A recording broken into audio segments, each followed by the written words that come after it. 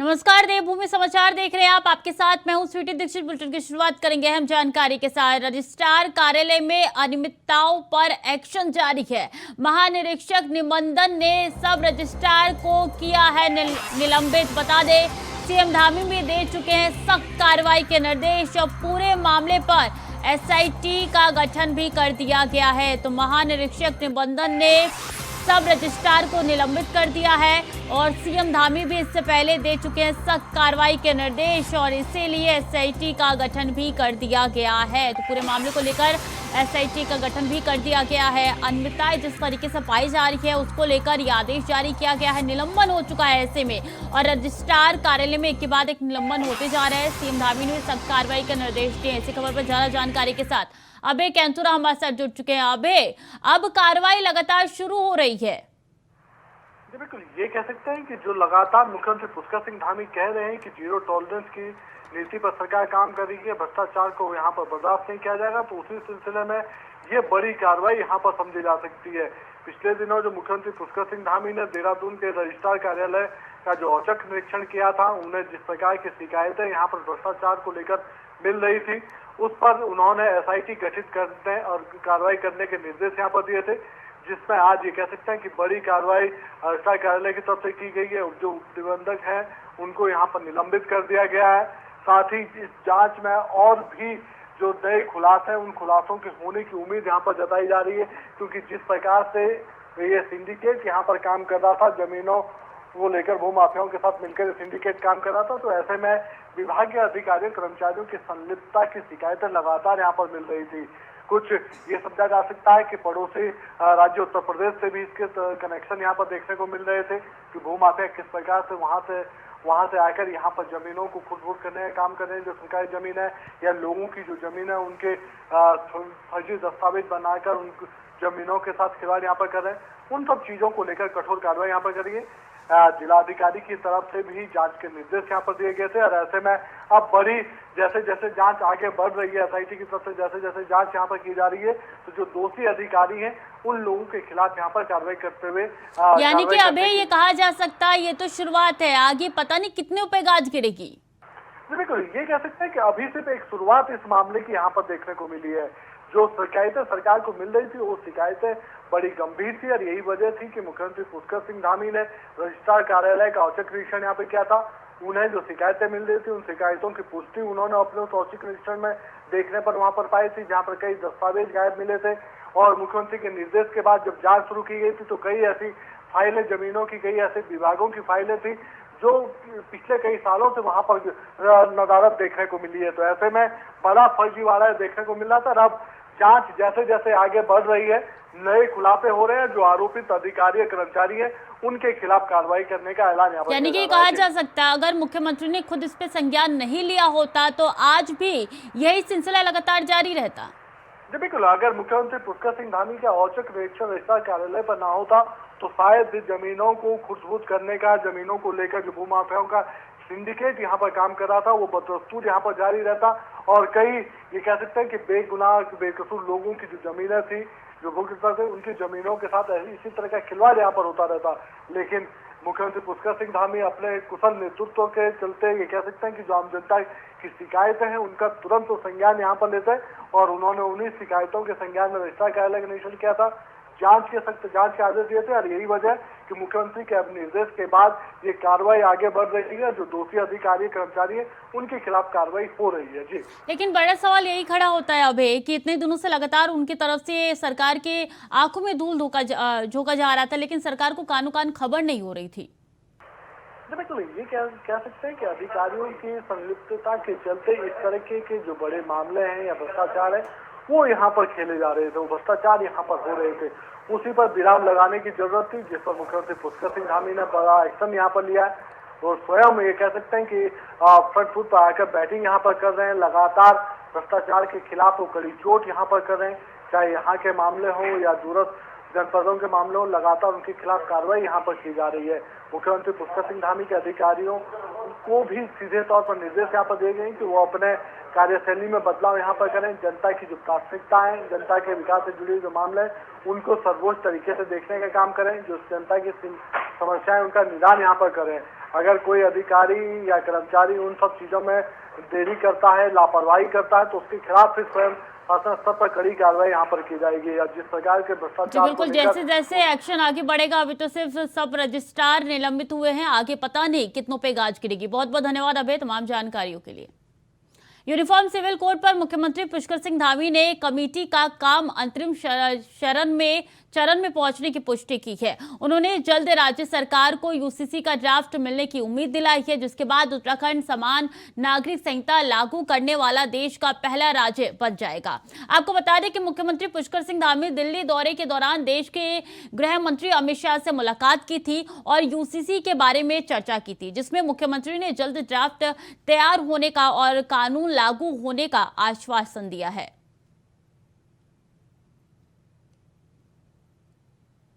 UCC पर committee अपना काम कर रही है और अंतिम चरण में पहुंच चुकी है और जल्द ही हमको ड्राफ्ट मिलेगा और ड्राफ्ट मिलते ही हम उस पर जो ज़रूरी काम है, जो वैधानिक रूप से लिए जाने हैं, उन सबको आगे बढ़ाते हुए उस काम को आगे बढ़ेंगे।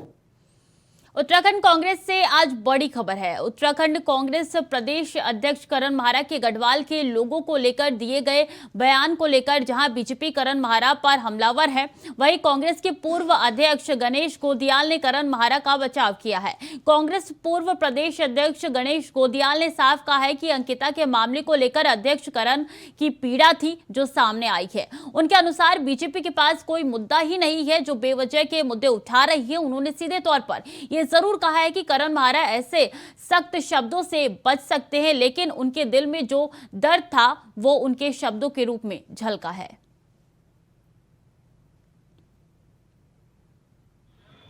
विकासात्मक राजनीति से कोसों दूर संप्रदायवाद की छद्म राजनीति कर आज देश और प्रदेश की सत्ता में बैठी हुई भारतीय जनता पार्टी उत्तराखंड में और एक क्षेत्रीय संकीर्णता की बात फैलाकर अपनी पकड़ को मजबूत करना चाहती है। पिछले 2-3 दिनों से कांग्रेस अध्यक्ष करण माहरा जी के एक बयान को तोड़ मरोड़ कर इस रूप में पेश करना कि यह एक क्षेत्र विशेष के लोगों का अपमान है। मैं समझता हूं भारतीय जनता पार्टी अपनी कमजोर होती पकड़ को देख इस प्रकार के भ्रामक बातें फैलाने का प्रयास। और देहरादून आरटीओ ने आज ऐसे ई रिक्शा संचालक जो कि नियमों को ताक पर रखकर ई रिक्शा का संचालन कर रहे थे, उन पर गाज गिराने का काम किया है। देहरादून शहर के कई मुख्य मार्गों पर आरटीओ की 5 टीमें और 4 बाइक स्क्वाड तैनात थे, जिनमें यह जिम्मा सौंपा गया था कि बिना लाइसेंस, बिना फिटनेस सर्टिफिकेट और बिना टैक्स जमा करने वाले संचालकों पर कठोर कार्रवाई की गई। साथ ही ऐसे ही रिक्शा संचालकों पर भी कार्रवाई की जाए। साथ ही ऐसे संचालकों पर भी कार्रवाई की गई जो कि उन मार्गों पर अपने वाहन का संचालन करते हैं जहां ई रिक्शा का संचालन करना पूरी तरीके से प्रतिबंधित है। वहीं इस दौरान आरटीओ ने लगभग 100 ई रिक्शाओं को सीज भी कर लिया है।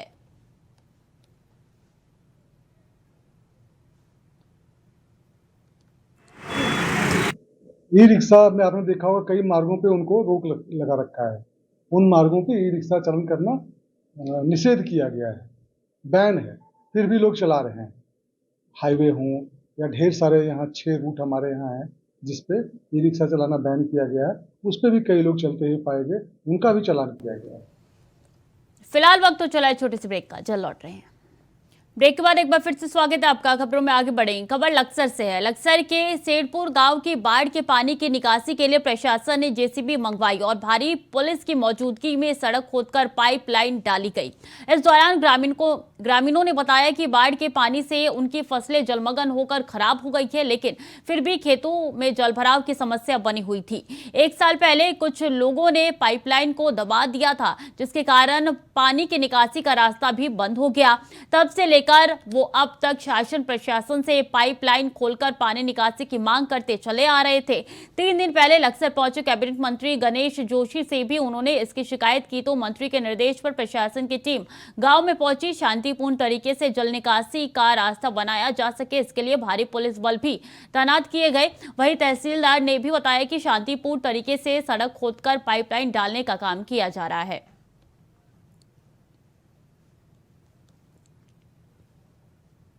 प्रवीण, मदन लाल वगैरह से काफी लोगों की एप्लीकेशन हमारे पास आई थी कि उनकी खेतों में पानी भरा है और निकासी का कोई रास्ता नहीं है। अब देखिए वाला पानी भरा हुआ है, तो एसडीएम साहब के आदेश अनुसार मैं यहाँ पे आया हूँ। एक बम्बा तुमने डाल दिया है, तो एक का भी आगे और डालना है।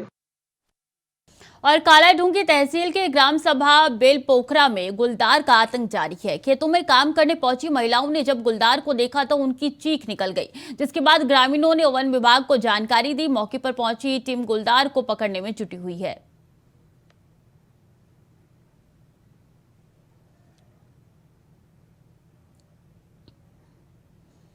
और रामनगर में बुधवार की देर रात कार्बो टाइगर रिजर्व में बड़ा हादसा हो गया। गेस्ट हाउस में संविदा पर तैनात एक वन कर्मचारी के सरकारी आवास में बिजली का करंट लगने से दर्दनाक मौत हो गई। विभाग की तरफ से घटना की जानकारी मृतक के परिजनों को दे दी गई है। वहीं पुलिस इस मामले की जांच पड़ताल में जुट गई है।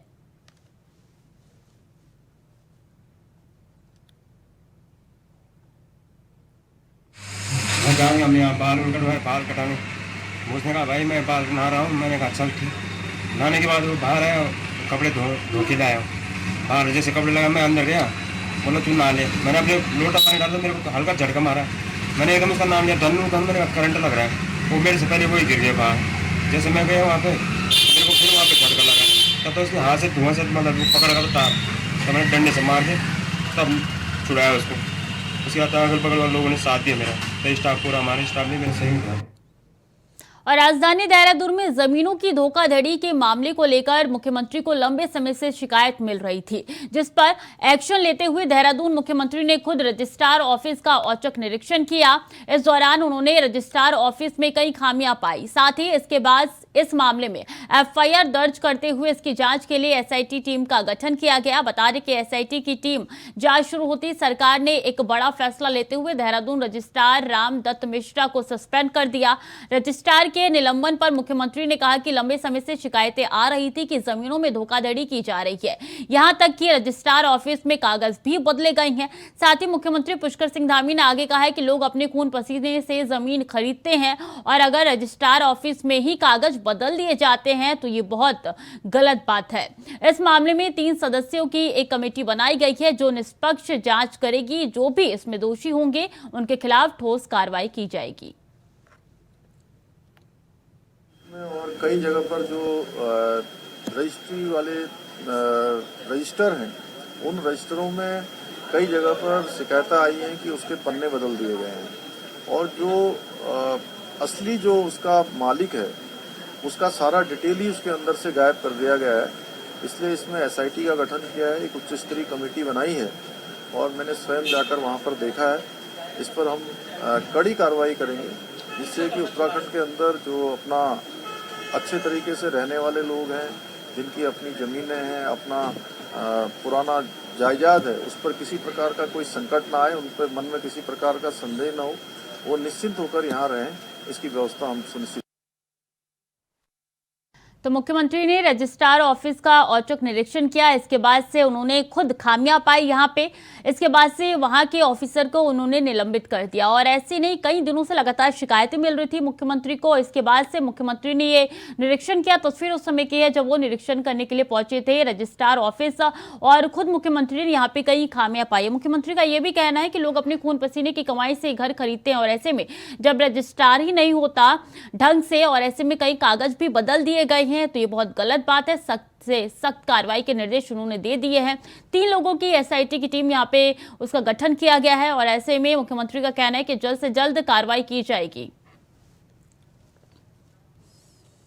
और मानसून के दौरान लगातार उत्तराखंड में बारिश का दौर जारी है। मौसम विभाग ने बृहस्पतिवार के लिए भी प्रदेश के कई जिलों में ऑरेंज अलर्ट और बाकी जिलों के लिए भी येलो अलर्ट जारी कर दिया है। उत्तराखंड के पहाड़ी क्षेत्रों में लगातार बारिश होने से नदियों का जलस्तर बढ़ गया है, जिसका जायजा लिया है हमारे संवाददाता तुषार गुप्ता ने। मौसम विभाग ने एक बार फिर उत्तराखंड के लिए पूर्ण अनुमान जारी किया है, जिसमें नैनीताल और बागेश्वर के लिए ऑरेंज अलर्ट और साथ साथ जितने भी मैदानी क्षेत्र हैं, चाहे वो देहरादून हो, हरिद्वार हो, चंपावत हो, उधम सिंह नगर हो, इन इलाकों के लिए येलो अलर्ट जारी किया है। जिसके बाद जो नदियां और नाले हैं वो उफान पर नजर आ रहे हैं। मैं अभी मौजूद हूँ झारखंड के पास, जो ये नदी है जो मसूरी से होती हुई जो निचली क्षेत्रों में आती है। वैसे तो अगर बात की जाए ये नदी गर्मियों के मौसम में सूखी हुई रहती है, लेकिन जिस तरह से जैसे ही मानसून शुरू होता है तो ये भी धीरे धीरे उफान अपना पकड़ने लग जाती है। तो आप देख सकते हैं जो लहरें हैं काफ़ी तेज़ है यहाँ की। अब फिलहाल के लिए जो मौसम की बात की जाए तो देहरादून में काले बादल छाए हुए हैं और जगह जगह से ये सूचना आ रही है कि कई क्षेत्रों से कि जो बरसात वहाँ पर लगातार हो रही है। अभी की बात की जाए तो यहाँ हल्की हल्की बूंदें जो शावर है वो फ़िलहाल देखने को मिल रहा है। लेकिन जो मौसम विभाग की बात की जाए तो आज के लिए कई क्षेत्रों के लिए ऑरेंज अलर्ट और बात की जाए कई क्षेत्रों के लिए आज येलो अलर्ट जारी किया गया है। और मौसम विभाग ने ये भी कहा गया है कि 2 अगस्त तक कई क्षेत्रों में लगातार बरसात देखने को मिलेगी, जिसके बाद ये देखा जा सकता है कि पहाड़ी क्षेत्रों में भूस्खलन की दिक्कतें आ सकती हैं। वहीं जो मैदानी क्षेत्र है नदियों का जलस्तर बढ़ने से जो तटीय लोग हैं उनको दिक्कतें पड़ सकती है। कैमरा जर्नलिस्ट निशांत चौहान के साथ मैं तुषार गुप्ता, इंडिया वॉइस। और गुरुवार को मेला कंट्रोल टावर में जिला योजना की बैठक आयोजित की गई। हरिद्वार के प्रभारी मंत्री सतपाल महाराज की अध्यक्षता में आयोजित इस बैठक की शुरुआत विधायकों के हंगामे के साथ हुई।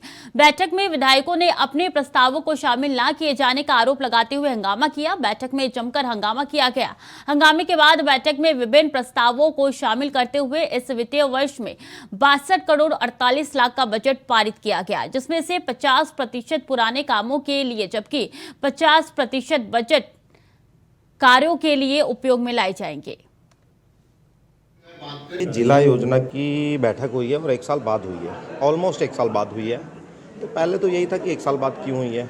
दूसरा, अगर विधायक कोई अपनी बात रख रहे हैं, कोई पीड़ा रख रहे हैं कि उनका प्रस्ताव नहीं आया, तो हम अपने माननीय मंत्री अधिकारियों से बात कर रहे हैं, तो उसमें जिला पंचायत सदस्य बीच में करें, टोका टाकी करें विधायकों से। विधायक देखिए माननीय विधायक है, मुख्य सचिव का एक प्रोटोकॉल होता है उनका। अब उनसे कोई मिसबिहेव करे, कोई वार्तालाप करे, बहसबाजी करे, वो अच्छा नहीं है। और ये चीज़ें माननीय मंत्री जी को भी देखनी चाहिए, अधिकारियों को भी देखनी चाहिए कि एक फ्लो में मीटिंग चलनी चाहिए, एक शुरुआत से एक स्टार्ट पॉइंट ले लेना चाहिए और सबकी बात सुननी चाहिए।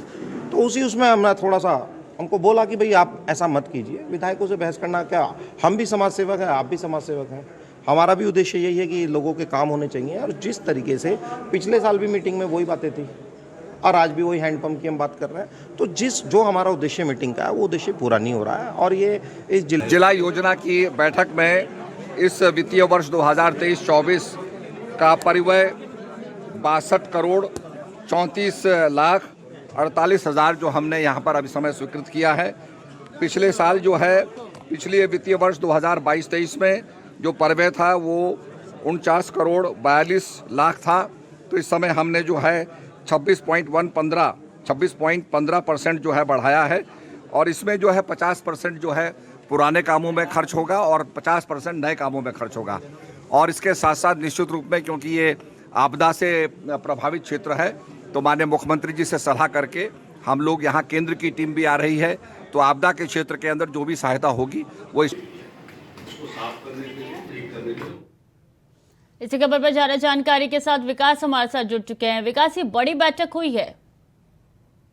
जिस तरह जिला योजना की बैठक आज हरिद्वार में हुई, जिसको जो हरिद्वार के जो प्रभारी मंत्री हैं सतपाल महाराज, वो यहाँ पर बैठक लेने आए थे, जिसमें 62 करोड़ से ऊपर के जो बजट यहाँ पर पास हुआ है। साथ ही उन्होंने कहा कि जिस तरह से हरिद्वार में पिछले दिनों बारिश के कारण जो आपदा आई है, चाहे वो लक्सर और खानपुर का क्षेत्र जो प्रभावित क्षेत्र है, उसके लिए केंद्र से भी सहायता मांगी गई थी, जिसके चलते हरिद्वार जल्द ही एक केंद्र की टीम है वो यहाँ आएगी और उसके बाद केंद्र से भी सहायता कहीं ना कहीं हरिद्वार को मिलेगी, जिससे कहीं ना कहीं जो अगर हम बात करें जो विकास के काम हैं उनमें और शीघ्रता आएगी और जो आपदा प्रभावित क्षेत्र हैं उनकी जो पुनर्स्थापन की जो है व्यवस्था है उनको और सुदृढ़ किया जा सकेगा। साथ ही उन्होंने कहा कि जिस तरह से आपदा आई है, कहीं ना कहीं जो बरसाती नाले हैं जिनकी उत्तर प्रदेश के हाथ में उसका रख रखाव और उसका नियंत्रण करना है, तो उत्तर प्रदेश सरकार से भी वार्ता की जाएगी तो उन नालों को उत्तराखंड के को सौंप दिया जाए ताकि उसकी साफ सफाई समय पर हो सके, रख रखाव हो सके और उन पर नियंत्रण। 62 करोड़ 48 लाख का बजट भी पारित किया गया है। इसमें से 50% पुराने कामों के लिए बजट है। कौन से ऐसे पुराने काम है जो अभी भी बाकी है?